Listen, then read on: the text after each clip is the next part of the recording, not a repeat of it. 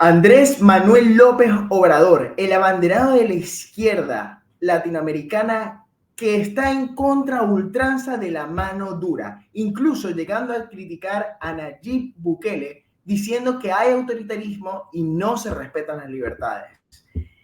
AMLO es muy conocido por su política de seguridad de abrazos, no balazos. Justo todo lo contrario, la antítesis de Nayib Bukele. En este video vamos a estudiar cuáles han sido los resultados de ambos presidentes que ya terminaron o que están a punto de terminar su gestión presidencial, y vamos a ver cómo funcionaron sus modelos de seguridad, cuáles han sido, si los asesinatos han disminuido o han aumentado, etcétera. Hoy volvemos a abrazar el modelo de la libertad. Hola Edward, buenas noches, ¿cómo estás? Hola Pernilla, muy bien, buenas noches. Cuéntanos un poquito, ¿cuál es el sistema de seguridad de Nayib Bukele para nosotros poder entender un poquito de dónde parte la crítica de Andrés Manuel López Obrador? Bueno, fíjate, antes que todo hay que recordar que Nayib Bukele va a optar por su segunda gestión o su segundo mandato en las elecciones presidenciales que ganó en febrero. Y es importante destacar que cuando Nayib Bukele toma posesión de cargo, habían 70,000 maras reconocidas a nivel de maras salvatruchas, organizaciones que tenían que ver directamente con el Estado o con el país per se del Salvador.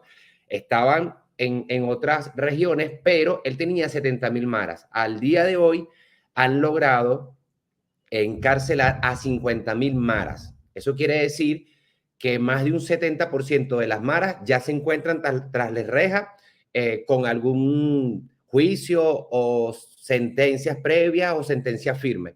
Entonces, eso ha logrado que el nivel de homicidios baje muchísimo a comparación del 2018-2017, donde se tenían más o menos 100, 120 homicidios diarios. Esto te estoy hablando de homicidios diarios en El Salvador. Al día de hoy se contabilizan en el año 2024 solo 7 homicidios. O sea, en más de 100 días de año se han contabilizado solamente 7 homicidios.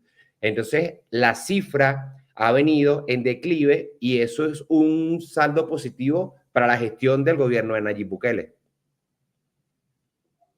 Ok, pero cuéntame un poquito en qué consiste la política de seguridad, lo que en verdad me gustaría que le explicáramos a la audiencia. Bueno, Nayib Bukele tiene un eslogan que siempre desde su campaña para las elecciones presidenciales la mantuvo y al sol de hoy la mantiene, que es la mano dura. La mano dura contra la delincuencia y contra las maras. De hecho, ahorita está haciendo esta misma mano dura contra la corrupción y algunos políticos que han tenido ciertos hábitos de corrupción o de malversación de fondos o algo que tenga que ver con la corrupción, y también lo está aplicando hacia los políticos.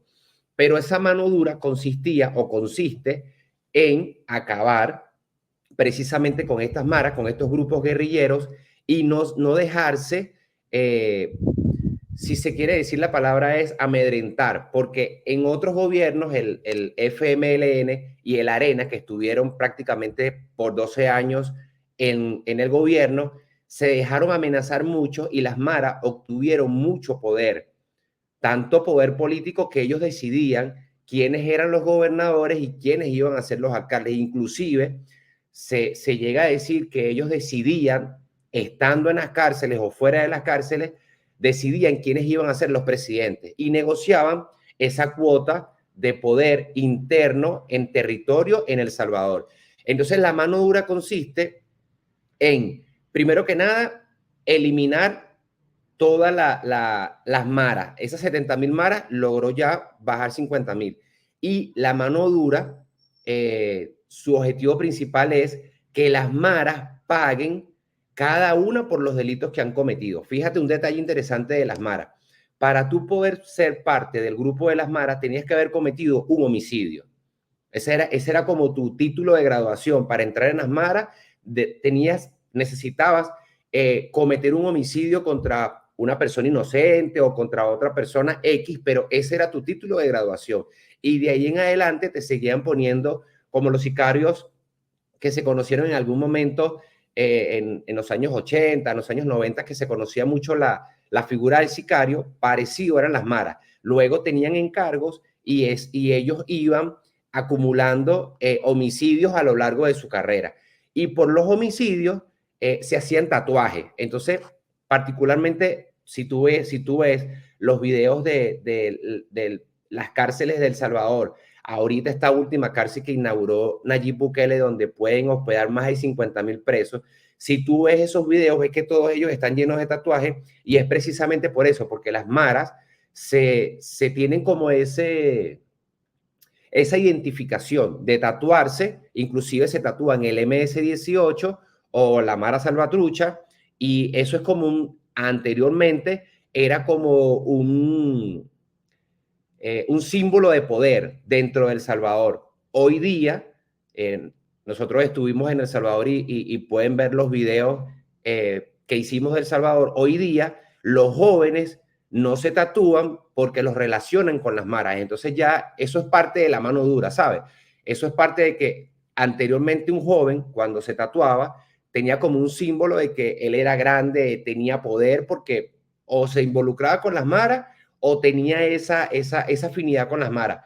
Hoy día no, hoy día los jóvenes no se ven tatuados y la cultura de violencia que tenía El Salvador cambió rotundamente a partir del gobierno de Nayib. Sí, Edward, y justamente comparándolo con cómo AMLO ha criticado este sistema y ha dicho sobre todo que las experiencias no son extrapolables, es decir, que a pesar de que hayan funcionado los datos y que AMLO reconoce que hubo un funcionamiento, ha descartado, por ejemplo, proyectos como una megacárcel, proyectos de mano dura en México, porque dice que las experiencias son diferentes. Entonces, vamos a explicar un poquito en qué consiste esta política de seguridad de AMLO de abrazos, no balazos. Básicamente es depurar a las fuerzas policiales de la corrupción que, según la tesis de AMLO, una vez desde arriba ya no son corruptos, cae como una cascada y ya las fuerzas dejan de ser corruptas. Y el segundo parte de este sistema es el de la desigualdad. Según AMLO, la violencia es parte de la crónica, digamos, el síntoma crónico de desigualdad en el país. En este sentido, creo que AMLO ha sido muy claro con respecto a su política de más negociación, su política de evitar que justamente esas fuerzas policiales que eran corruptas tengan presencia y violan los derechos humanos de los ciudadanos, que muchas veces se ve que cuando se militarizan algunas zonas hay abusos, y más bien ha optado por esta política más pasiva de atacar las raíces del problema, que lo vemos muchísimo también en otros países como España, y que lo vemos también como la agenda internacional, lo que quiere que la agenda internacional aplique en todos los países. En este sentido, AMLO se abandera en Latinoamérica como uno de los principales referentes de este sistema de seguridad. Pero ahora sí, Edward, quiero invitarte a que leamos un poquito cuáles han sido los datos de cada uno de los sistemas para ver exactamente qué ha funcionado y también analizar un poco si esta tesis que dice AMLO es cierto, de que no se pueden extrapolar unas experiencias con otras y por tanto hay que aplicar recetas distintas. Vamos a ver entonces cuáles son los datos. Comenzamos con el número de homicidios intencionales. Vamos a comenzar con Bukele, que pasó de 2.398 en 2019 a 496 en 2022. Mientras tanto, AMLO pasó desde que inició su gestión, que fue en 2018, a 36.685 homicidios intencionales a 33.287 en 2022, que son los datos que tenemos hasta ahora. Es decir, hubo una reducción, pero tampoco fue tan significativa como pasar de 2.000 a 400. Exacto. Los homicidios intencionales por cada 100.000 habitantes, que es la tasa que internacionalmente se utiliza para ver qué tan violento es un país, En Bukele pasó del 2019, de una tasa de 38.18 asesinatos por cada 100.000 habitantes a 7.83 en 2022, prácticamente récord. Mientras tanto, AMLO pasó de 29.58 en 2018 a 26.11 en 2022. Es decir, un decrecimiento, pues sí, pero podemos decir que es significativo, Edward. No, absolutamente que no.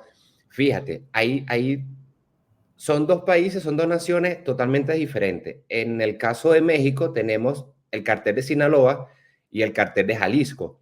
Son dos cárteles que su principal objetivo es el terror, el narcotráfico, el secuestro, el homicidio, y es una actividad que ha ido creciendo paulatinamente a nivel de los años.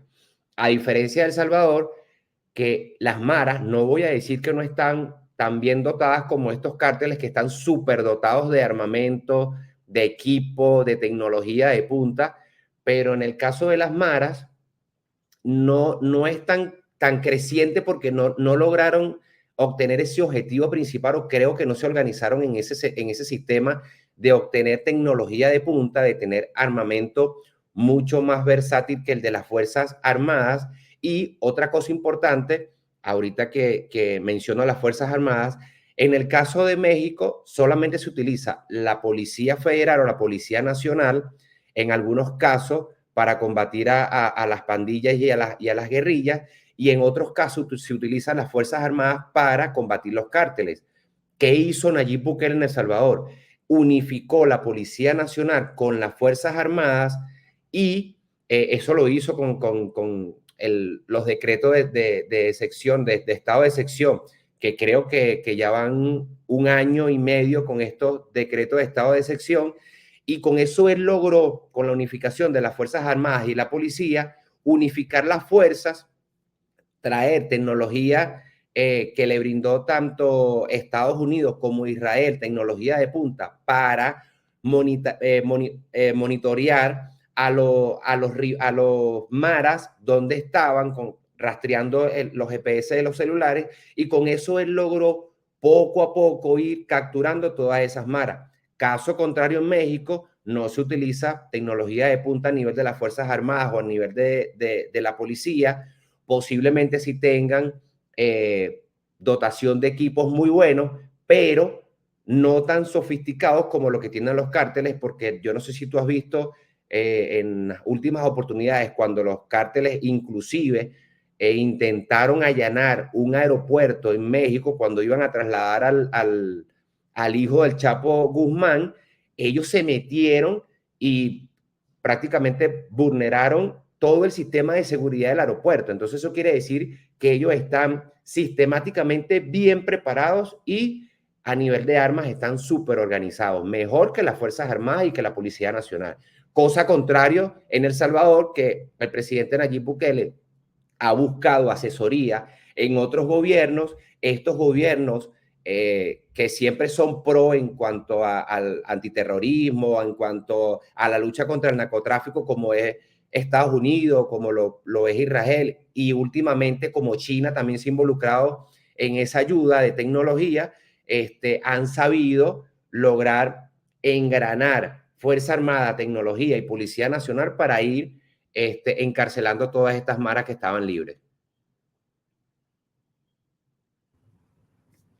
Sí, y fíjate, ojo al dato también, Edward, justo de lo que tú dices de cómo ha funcionado la situación en México. Si sigue con el promedio de 75 homicidios diarios, al final de su sexenio habrá culminado con 200.000 homicidios aproximadamente, siendo cifras comparables a Ucrania o países en guerra civil. Fíjate este otro. El gobierno de AMLO obtuvo un aumento significativo en comparación con los gobiernos anteriores. Durante los primeros 54 meses de su gobierno se registraron 54.000 homicidios más que en el mismo periodo de Enrique Peña Nieto y 75.000 más que Felipe Calderón. México es hoy en día el segundo país más violento de América Latina, solo por detrás de Ecuador, y ya nosotros hemos visto qué es lo que ha estado pasando en Ecuador. También tenemos otros videos que se los recomendamos, shorts, y videos también analizando la situación en el Ecuador. Pronto se viene una actualización de qué es lo que ha estado pasando. Pero bueno, Edward, justamente vemos cuáles son los datos y la eficiencia, pero más allá de eso, yo creo que el debate es válido. El debate que plantea AMLO de si las situaciones se pueden extrapolar. Es decir, si las mismas recetas que aplica Bukele las podemos aplicar de un país a otro obteniendo resultados similares. Creo que el debate es válido y me gustaría conocer tu opinión para luego comentar. Sí, efectivamente. Fíjate que hay países o naciones cercanas a El Salvador que han ido adoptando esta postura de mano dura. En el caso de Guatemala, intentaron aplicar la mano dura, no le salió, el resultado no fue igual al de Bukele, porque entiendo que la corrupción desde lo interno del gobierno per se, es demasiado grande y le fue imposible a esa gestión aplicar la mano dura a las maras y a esas pandillas que se encuentran en Guatemala. En Ecuador, el presidente Daniel Noboa también intentó, y parte de su campaña presidencial fue decir que iban a aplicar la mano dura, así como lo estaba haciendo Bukele en El Salvador. Obviamente se le ha hecho cuesta arriba, porque debemos recordar que todas las naciones no son iguales y que en el gobierno de Correa hay que estar claro que a veces no todos los gobiernos socialistas parten del principio de tener una gran cantidad de personas presas, porque eso quiere decir que el índice delictivo de ese país es alto, y a los socialistas no les gusta que ese índice se vea en las estadísticas como muy alto y siempre procuran de tenerlo muy bajo. Pero la solución de los gobiernos socialistas para que ese índice delictivo dentro de la nación baje es dándole privilegio a los presos, dictándole unas condenas irrisorias de 2, 3 años, 5 años por homicidio, totalmente diferente en los países del primer mundo, donde tú te puedes observar que en Estados Unidos te pueden una condena por un homicidio, dependiendo del homicidio te pueden dar cadena perpetua, y la gente trata como que, oye, no voy a cometer el homicidio porque puedo durar toda la vida preso. En cambio, en estos países donde los gobiernos son socialistas, cometes un homicidio y a los 5 años pagas 5 años de prisión, sales nuevamente, y ¿qué hace? Si solamente fue una condena pequeña, vuelve a cometer el acto de homicidio. Entonces, hay que recordar que en Ecuador, el presidente Correa, antes de perder las elecciones, también hubo hasta documentos que se filtraron donde él le dio como salvoconducto a muchos presos con la intención, dicen, no estoy seguro si eso es así, pero dicen que fue con la intención de que esos presos en algún momento pudieran votar por Correa, que creo que ese tiro le salió mal porque al final perdió las elecciones.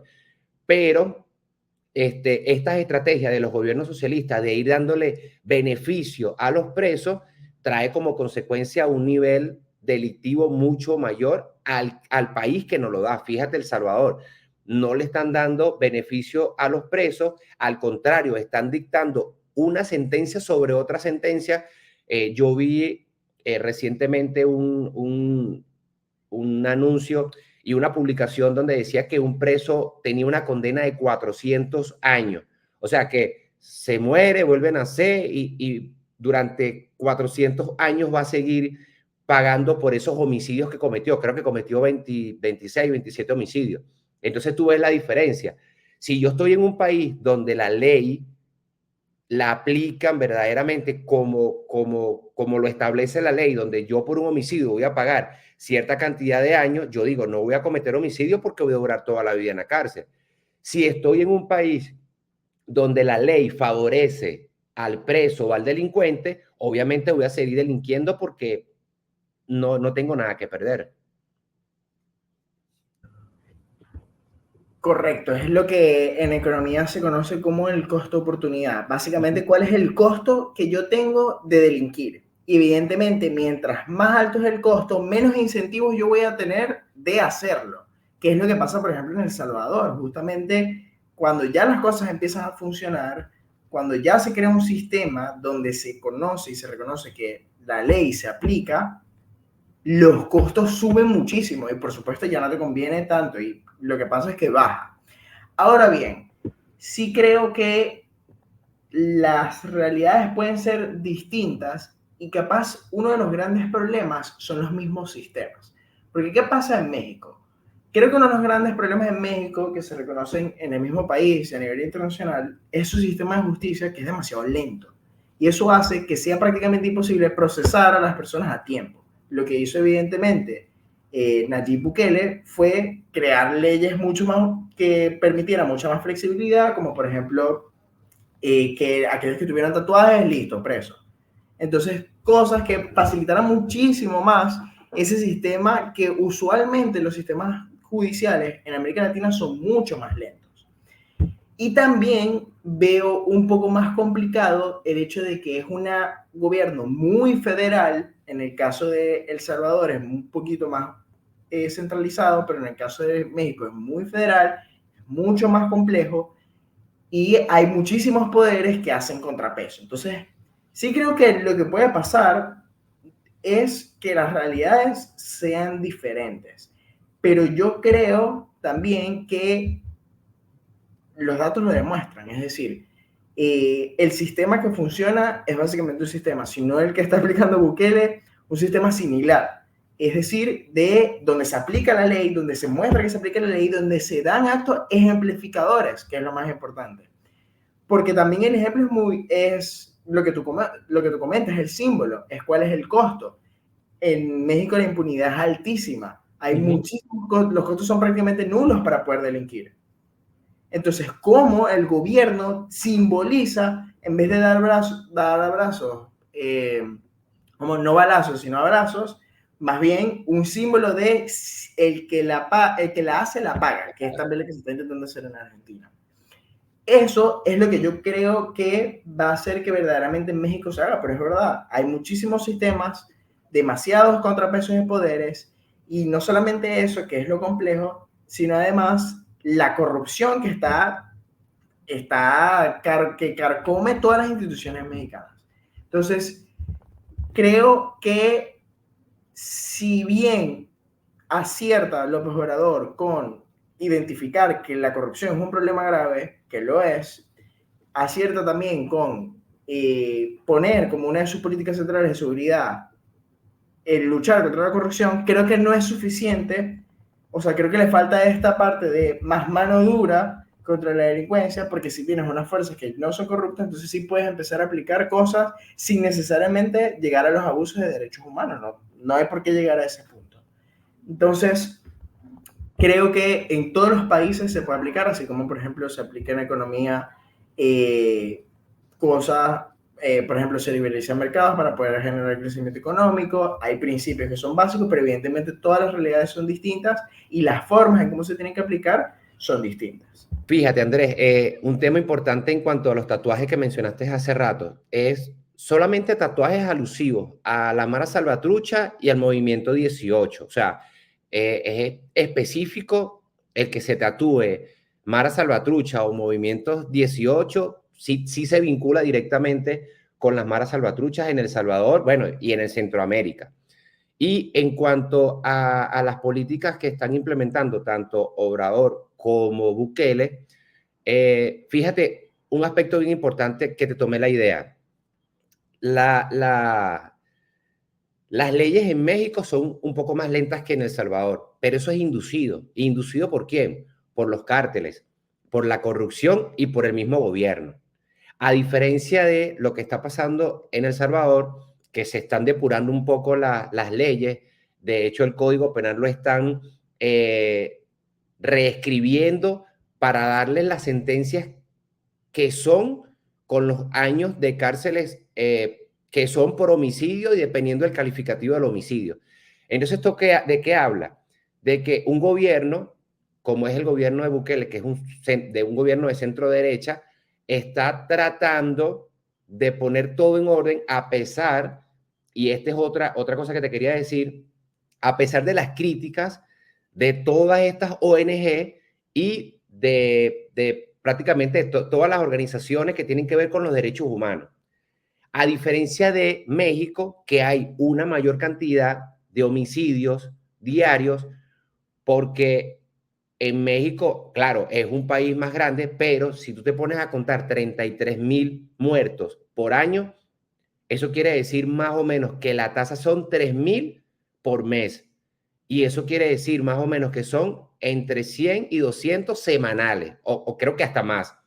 Entonces, minuto a minuto está muriendo una persona en México. O sea, ahorita ya murió una persona en México, producto de un homicidio. A diferencia de El Salvador, que solamente tenemos 7 con más de 120 días de año. Ya estamos en el mes 4 y se han registrado 8 muertos. Ojo, estas estadísticas también son susceptibles porque, ¿qué pasa? El gobierno, sea el de México o sea el de El Salvador, no van a querer que la cifra real se conozca. No voy a decir que El Salvador o México están mintiendo, pero capaz esa no es la cifra real, pero de la cifra de México a la cifra de El Salvador sí hay un trecho muy largo.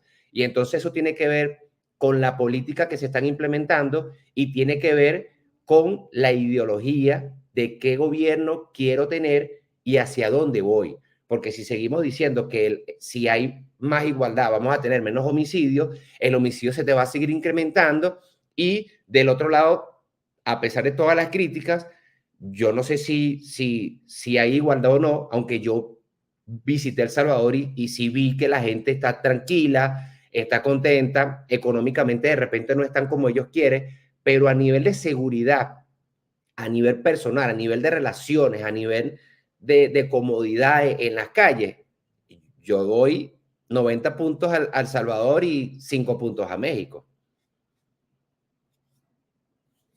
Totalmente, Eva. Y ya para concluir, creo que la paliza del sistema de seguridad es claro.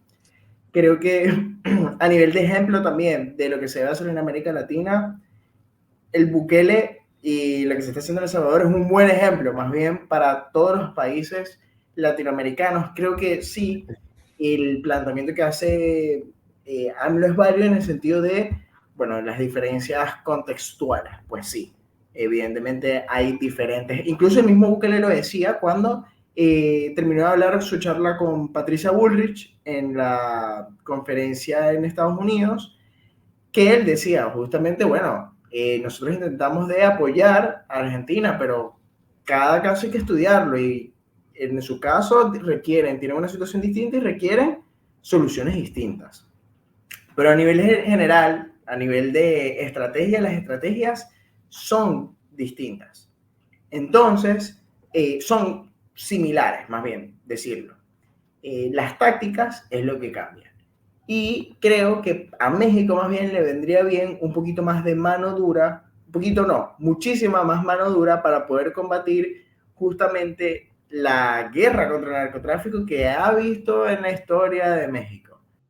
Sí, Andrés, efectivamente. Bueno, son dos políticas diferentes, son dos naciones totalmente diferentes, uno socialista y el otro de centro derecha. En mi opinión, si me tocase elegir entre El Salvador y México, obviamente elijo El Salvador, le doy ahorita una estrella dorada al presidente Bukele. Entre tantas cosas, puedo decir que tiene muchas cosas buenas, pero también podemos decir que tiene algunos aspectos negativos que debe de ir corrigiendo con el paso. Tendrá 4 años más de gobierno para poderlo hacer. En el caso de México, ya el señor AMLO está casi que terminando su gestión. Esperemos cómo serán esas elecciones, pero no creo que su candidata vaya a tener tanta aceptación así como lo ha tenido él, porque hay que reconocer que AMLO ha tenido una aceptación en sus años de gestión muy bueno. Creo que un poquitico mejor que el presidente Nieto. Y entonces, bueno, esa es una comparación que queríamos hacer el día de hoy en cuanto a la seguridad de El Salvador y de México. Si les gustó nuestro contenido, denle like, suscríbase. Vamos a estar comentando siempre este tipo de temas. No olviden suscribirse. Estamos a la orden por acá, Brito Edward y Andrés Pernía. Muchas gracias. Hasta luego.